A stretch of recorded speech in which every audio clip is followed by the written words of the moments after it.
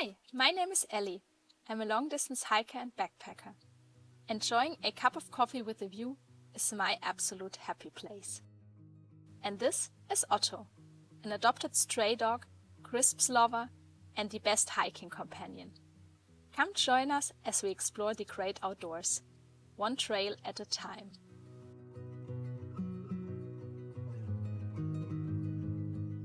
Hi everyone, and welcome to a new video. Today's going to be a short one because if you're watching this when it goes live, I'll hopefully still be on the spine race, hopefully not too far from the finishing point.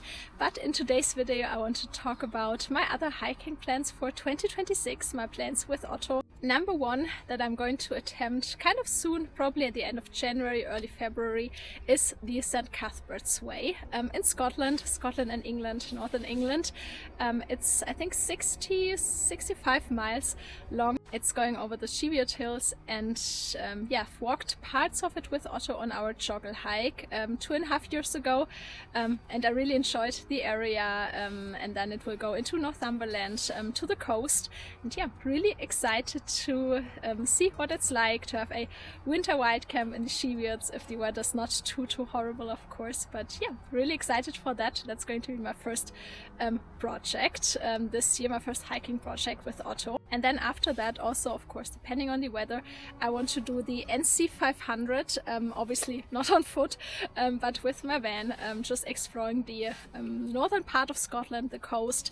I think it's very busy in spring and summer, but I'm really interested to see it in winter, even though the days are short, obviously. But I'm really excited just for this like rough cold weather. I really like that, and obviously it's not possible if it's really too snowy, too icy, but we'll just see. Maybe February is a bit more settled, not that much snow as there is right now. I think I'm going to do that and then just have a couple of day walks in the area along the route.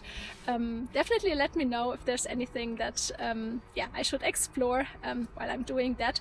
And while I'm in the far north of Scotland, I also want to do a winter bothy trip. I haven't decided which bothy I want to visit, but I really want to visit one of those really remote bothies, do a little overnight trip. If you've watched my video last year about my plans, my hiking plans for 2025, I've set myself this little goal or challenge to walk 2 trails in Scotland, 2 in England and 2 in Wales. I didn't walk 2 trails in England last year. I didn't do the Dales Highway last year because of the weather, so this one moved up the list. So for this year I also want to walk, if possible, 2 trails in England, 2 in Scotland, 2 in Wales. The Dales Highway, that's definitely very high up on my priority list this year, that I really want to do. The other trail that I want to walk in England is the South Hams Way. It's a fairly new trail. I think it only opened a couple of months ago, and I think this could be a really nice trail for me, because as you know, I really love the Southwest Coast Path, and the trail, the South Hams Way, is basically a loop that is about, I think, 100 miles, and it's basically 50 miles along the coast from Mayo to Dartmouth, I think. And then it goes up and over Dartmoor and then back to the coast. And this, in my mind, it's a really nice way to revisit the coast path, the southern coast of the coast path, that I'm really looking forward to, but also explore Dartmoor a bit. So that's definitely on the list too for trails that I want to do in England this year. When it comes to trails that I want to do in Scotland, number one, and that's going to be my biggest project and the one that I'm most anxious about, so to say, probably the most challenging thing since we did the joggle hike, is the Cape Wrath Trail. It's a classic, it's iconic. After years of hiking in the Highlands and Scotland, in very remote parts of Scotland, I feel like I have the skills necessary, but also the experience to assess the conditions. So obviously this is something that I'm going to attempt, and I really say attempt because everything can happen. I feel like this is the trail that has the most potential for me to quit, that we have to stop it because of the weather, things like that. I'm really hoping for dry April, similar that I had in Scotland in 2025 last year, because if it's like this and there's just a very settled weather window of 10 days, maybe even 2 weeks.